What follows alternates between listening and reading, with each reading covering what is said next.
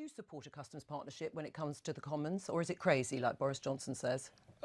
I would support some kind of compromise, which is what, to a certain extent, people are talking about. So, I start on the position that the customs union is the best thing for our economy.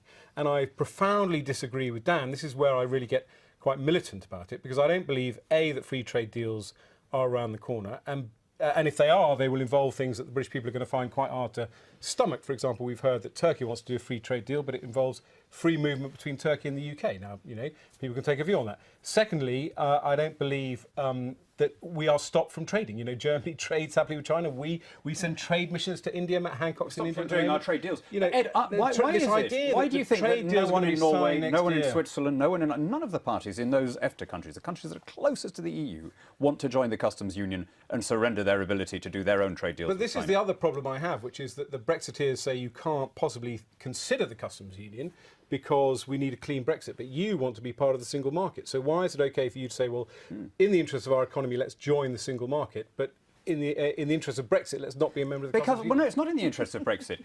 The customs union was always the most harmful aspect of our membership. We are a very unusual EU country because we sell more outside the EU than to it. We've always been uniquely penalised by it. As recently as January, the Labour leader was making the very obvious point that it's also harmful because it is protectionist against developing countries and it hurts the poorest people here. It pushes up food bills and clothing bills for the people who have to spend the highest percentage of their income on those basic commodities. It isn't immoral and